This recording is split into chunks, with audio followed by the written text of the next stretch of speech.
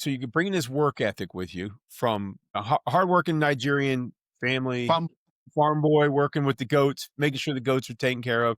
You get over here, you're learning, you're self-taught, you're absorbing as much knowledge as you can because this is something that you feel like it's a passion for you. You've developed this passion for football, for the game of football that you've been newly introduced to. You've developed this relationship with football in a very short time, 6-7 months. And now you're developing these skills, and these skills are getting you recognized. And so now, as you start to develop these skills and pass them on to the next generation of offensive linemen, what's the one skill that you think your offensive lineman, when you work with somebody who's an offensive lineman, what's the one skill that you want them to be able to do more than anything else? The one offensive line skill that's going to make them successful that you hone in on when you're coaching somebody or teaching somebody about offensive line play. What is that skill set that you want them to be able to do? So I always the main thing, just three things they have to focus on. Okay. Because everything starts with technique. When I run technique, the three things you have to focus on because you have to hear the play, get on your stance, and do stuff. So stance, it matters a lot because for you to be able to move somebody from point A to point B, you have to have a good technique. You have to not marry to the weight room. That's important. It's very important if you want to play in the NFL. Because in my mind, I was thinking I want to play in the NFL. I just don't want to play football. No, I want to play in the NFL. So I listen to what people that play in the NFL do, big colleges do. They lift weights, each lift. My coach tell me that. I do all that stuff. So I realized that I will start watching the technique because, well, like you said, so I started, whenever I watch all those films, I say, oh, it's technique, fixing your technique. And also, coaches always say your eyes. Your eyes is very important. They say your eyes, because for most time, most guys don't keep their eyes at the right place. So where do you want their eyes? When you're pass blocking, where So, do you want their eyes to be? so because I have some people, whenever I coach and say, keep your eyes on the defender. When I use that word, keep your eyes on the defender, so people misunderstand what I mean, right? When I say keep your eyes on the defender, it's not actually to be looking at the defender's helmet or shoulder pad. No, keep your eyes on the jersey number or logo in their chest. I will tell you the reason why they have to do that. Every coach is, okay, I have 3 coaches that have told me that stuff in NFL. They're like, hey, if you keep your eyes on the jersey number or the logo, find something. You have to find a dot or something, a logo. You have to find something to put your eyes over there and be looking at when you get off in your set. So tell me why you have to do that. The reason why you have to do that is because jersey number, right, doesn't move. The logo doesn't move. It's the player moving, his body moving, right? So for you to see that, you have to, number one, as a tackle. For you to see, you have to have a knee bend because the guy is the guy is low. D lineman, the D end is low. You can't see the jersey number. So you have to get a knee bend, be able, so that's if it's a D end that is standing up. But even if it's on the dirt, 3-point stance as a D end, the rush. So it doesn't matter. You have to keep your eyes right on the jersey number. But if you don't see the jersey number, you can envision. Don't look at his eyes or his jersey number or his shoulder because all those things move. All those things move. But if you keep the eyes on the logo, right? Or because you can't see the actual jersey number if they be on 3-point stance. But if you can see their school jersey or the team jersey, whatever thing over there, keep your eyes over that particular thing in their body though, not in their hands because their hands move. You must find a line. Look at that line, right? But if they're standing up, you can see the jersey number. So if they're standing up, for example, for the most part, they're standing up. You look at the logo. So whenever you kick, you realize, if you be in the mood, acceleration, you realize that when you kick, the actual person that is moving is the actual person, his body moving, but the jersey number doesn't move. So if you keep your eyes on the jersey number, it controls you whenever you kick. You're not going to overset because you keep your eyes over there. Because whenever they stop, want to give you another move, the number will stop. Once the number stop, they click on you. Oh, he stopped. He stopped. If you turn a beat you inside, you see, he stopped. He turned a beat you inside. I stopped. That's why, I never give up. I give up only one sack in my career, both high school to NFL. I use that technique. You putting my eyes on the jersey number. That's right. So it's like a GPS. It will tell you when the player want to stop. If you want to bull rush, because they will turn. Because if you watch, whenever DN want to bull rush a tackle or guard or whatever, you can see it. If you as a player, you can see it. They will rush up the field. You see their body will turn, tilt to come at you straight. Yeah. So if you're locked in, someone that are locked in is all. I watch Tyron Smith. Yes, because I watch him because he's perfect he's a technician. Throughout my highest college, I watched Tyron Smith. He has a perfect.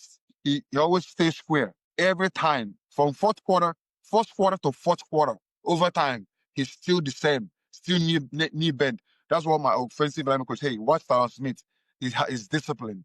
He's disciplined. He played the same way in fourth quarter. Even I've never seen an announcer in the NFL. We talk about offensive linemen like that. They always talk about skill players. What we Yeah. know, nobody give us No compliments. respect. It's only when we have a false start or holding, Yeah. So a phrase comes to mind when you talk about those eyes. It's aim small, miss small. So if you're Yeah, focusing on that, if you're focusing on that small thing and you're aiming at that thing, you should be able to hit that thing. And even if you miss it by just a little bit, you're still in a pretty good area to get those hands in a controlling. I call it the steering wheel.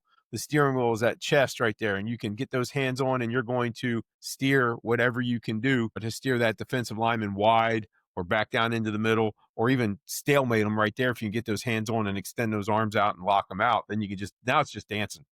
Now you're just dancing with the guy. You're just waltzing left and exactly. right, and you don't have to worry about it. You keep that knee bend, like you said. You stay low so you can bend and move and push off the inside balls of the feet and move your hips and keep your hips in front of that guy's hips. And that's huge to keep those eyes on that target and not get distracted with the head bob and the shoulder wiggles and the foot dancing and juking and jiving, and that can lure you to sleep real quick if you're not paying attention to it. Yeah, because okay, when I graduated from the knowing how to put my eyes on a defender, Mhm. so look out the reason why your eyes, when you train your eyes as a lineman, you will be good.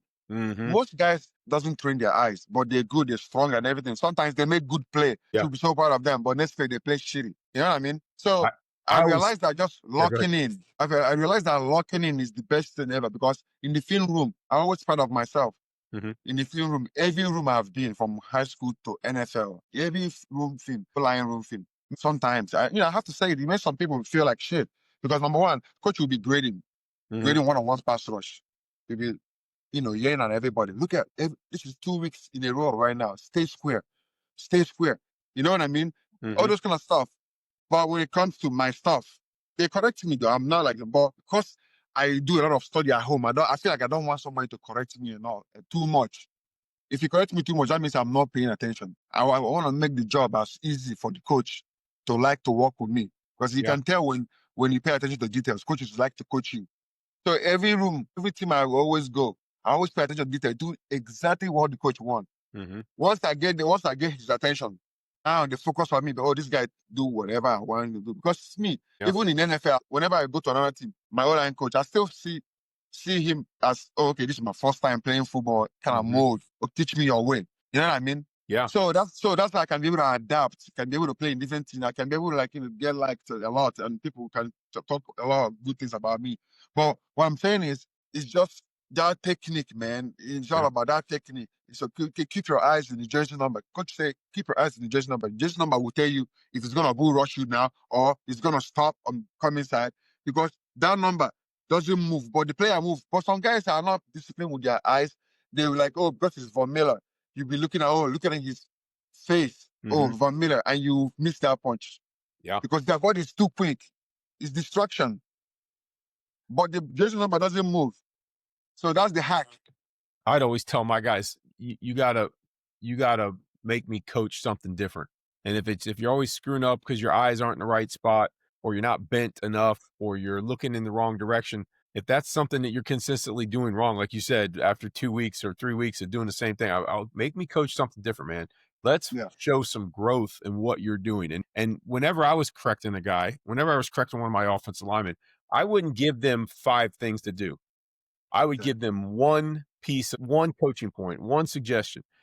If you're kick setting out there and your toes pointed the wrong direction, fix your toe because it doesn't matter where your eyes are or what you're punching on. If your base is wrong, if your stance is bad, you're not going to get to the point where you're going to be able to successfully block somebody anyway. So make sure that I gave them that one thing. So next rep, we're focusing on just your toe angle, just the toe angle. And he might Yeah. have got run over, but if his toe angle was right, boom, that's great. We can move on to the next thing. And the next thing might be keeping a bisector. I'd always teach my guys to keep the leg bisecting the crotch. You want your outside leg to be halfway in between the defensive man's legs. You're cutting them in half. Yeah. But if your toes at the right angle, you get trucked. Okay, so what? We got the right toe angle. Next time we'll work on the bend, and that'll help you, with the bull rush. or next time we'll punch, or our eyes on the right spot, whatever it was. But I wasn't giving them 3, 4, 5 things to do. It was one thing at a time. Correct one thing at a time. We're always, you don't build a wall with 17 bricks at once, right? Yeah. You put one brick up and make sure that that's set, then the next brick up. And I was always working foundation up. So stance was a big deal for me. Toe angles, hip angles were always big deals for me. And I always told my guys, you got two steering wheels on your body. Your toes are a steering wheel and your eyes are a steering wheel. Your lower body goes where your toes point, your upper body goes where your eyes point. And so if you're looking here and your toes are there, you got to make sure everything's in the right position, going at the right angles, looking at the right things. Because if you have your steering wheels off, then you might be going in two different directions, and that doesn't help you out there on the football field. No, you're right, man. You're right, coach. Because man, if okay, when when I said that I put your eyes on the defender, let's say it's a pass, Mhm.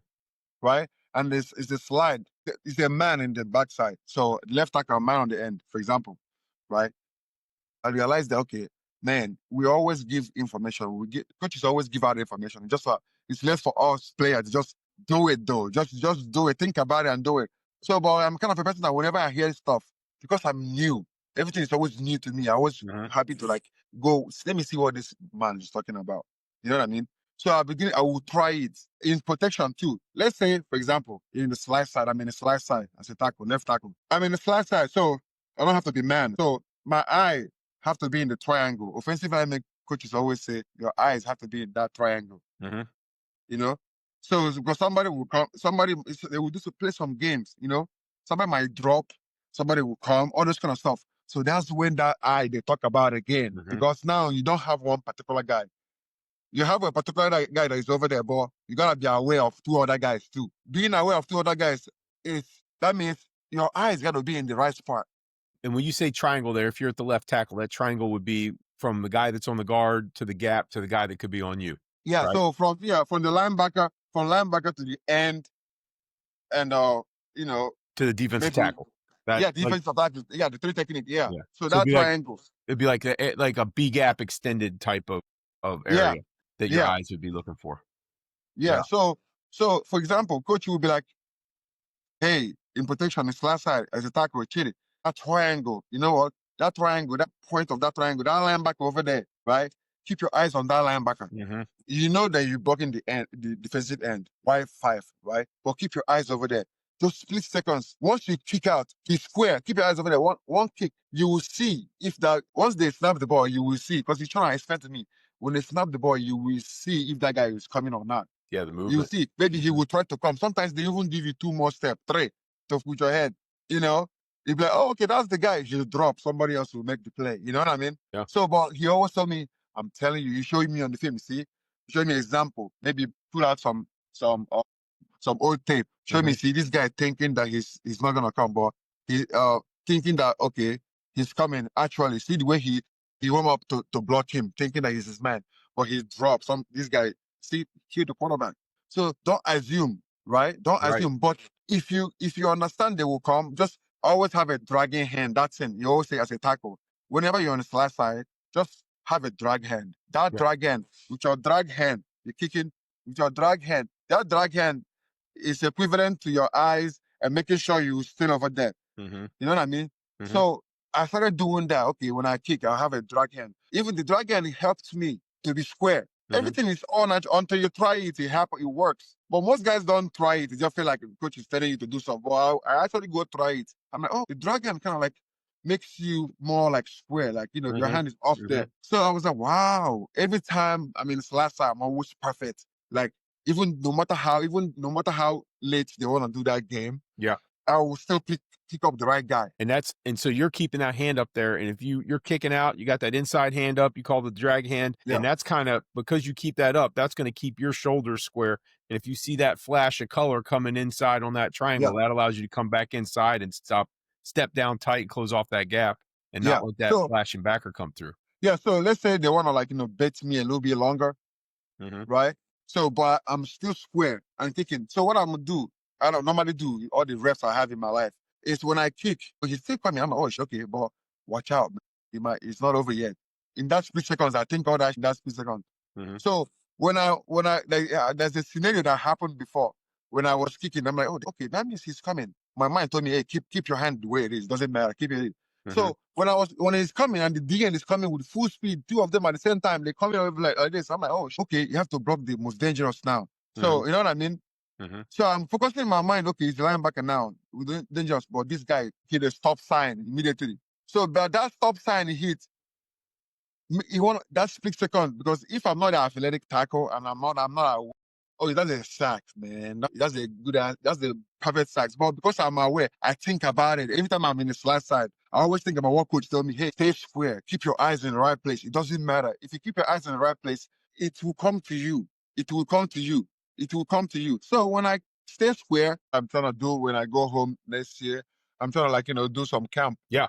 A major goal is to cause since I want to give back, cause somebody saw me, I feel like my talent can. So I want to do the same thing for your desire to other. do that charitable thing and give back to the people that helped you get to where you are, as that's remarkable and admirable. Yeah. Before we had a little technical difficulty there. You were talking about your drag hand and your coaches telling you to keep that up there so that you could stop anything in a linebacker coming through. Coach always tell me it doesn't matter. Just be disciplined enough to just do it. That's right.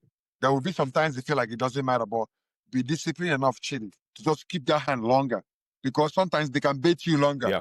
But when you keep that hand longer, right, and both of them are coming, right, couple more seconds, because your hand is over there, but your eyes now is on defensive end. It's coming, but your hand is there. That's right. You can still see the linebacker coming with your eye, knowing where he stopped. Once he stopped, because your hand is over there, but once he kicking, but once he stopped rushing, you will see it and you can just focus over here immediately. Just quick second. You know what I mean? Yeah. So, but if two of them is coming, you know that, oh, sometimes you got to pay attention. You can know someone that was going to stop or not. Yeah. Is it still coming full speed? So it's easy because you square. It doesn't take you enough kicks to the threat because you square already. So all you have to do just go over there and block the linebacker. He's a short guy. He's a small guy anyway.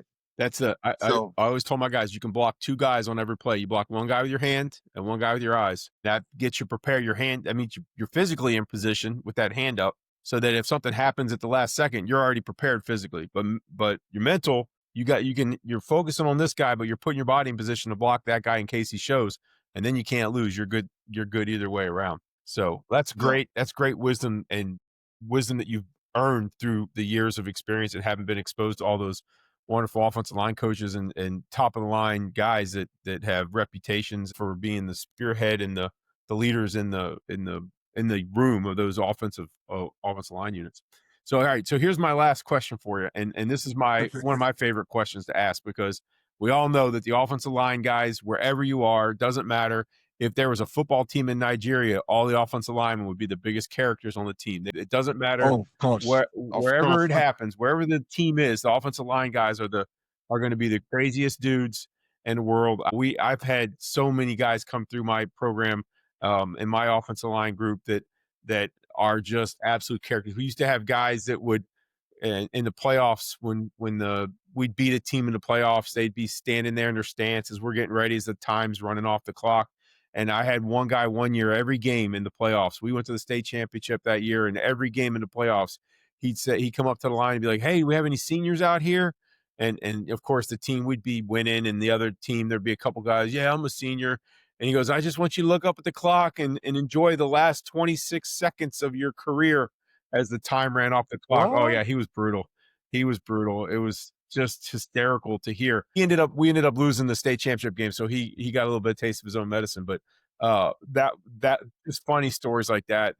So is there anybody that you got to play with or that you spent time with in the offensive line rooms that were the biggest characters, and maybe a funny story or two that those guys that sticks out in your mind that would describe how much of a character they are?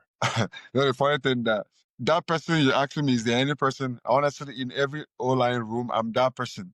Oh, okay. So these are going to be this is going to be an autobiography that you're getting ready to give up here, right? Is that what you're telling me? I swear there's so many scenarios of, so funny things, based on my accent. They make fun of my accent in the room. Oh, yeah. And I don't care. I don't take it offense. I still say the same thing.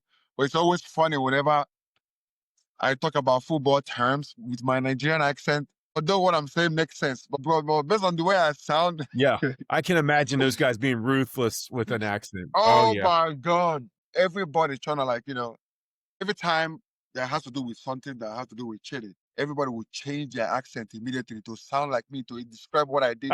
I'm like, why? Just say it, just say it the way you talk. Chidi did this. Why will you just say change your So tone they're all trying to to sound like become Chitty when if African? they say Chitty something, everyone's trying to sound like Chitty when they're talking. Even our head coach, it doesn't matter.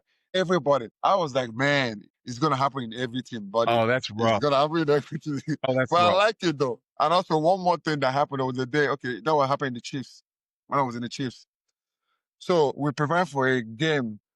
We're in the online room. So there's some, we done watching film, everything. So everybody was laughing, talking about stuff. The coach was like, okay, let's play this game. Coach Heck was like, hey, our first touchdown. Do you know what play? Let's see, let's vote what play we're gonna score our first touchdown at, I'm like, so there will be everybody just calling plays. I think we'll run this particular play too. I'm like, this play will hit better. I'm like, okay. So when everybody's saying that, for some reason, because we don't watching Mhm. film, we're not doing any football stuff. So I was in my phone. Was everybody else? Everybody's with their phone. It's not a teaching moment, just relaxing, having fun.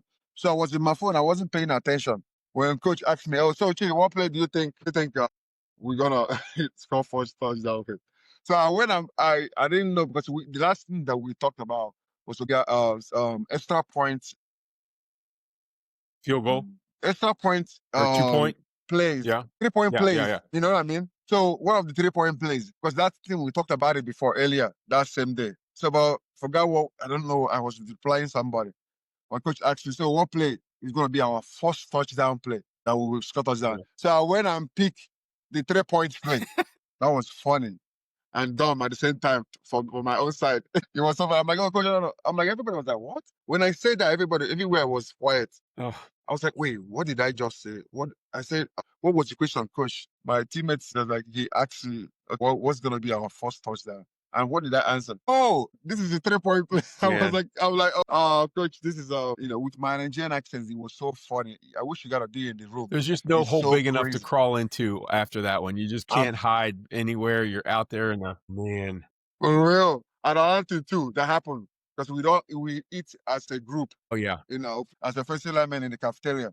So in every locker room, every team I've been to, so every time we eat in that big circle table, so we eat rice. So I like in Nigeria, we eat rice. We eat banana with everything with Yeah. rice. You know what I mean? When I have some food over there, I'll have like a bunch of like 6 bananas over there. So whenever I eat rice, I will kill it. I will be eating it with together. They'll be like, what's going on over there, bro? I'm like, bro, we eat banana with everything, man. But everything, like banana guy, banana. Make sure there's banana over here. Chili's coming. Oh my I'm like, gosh.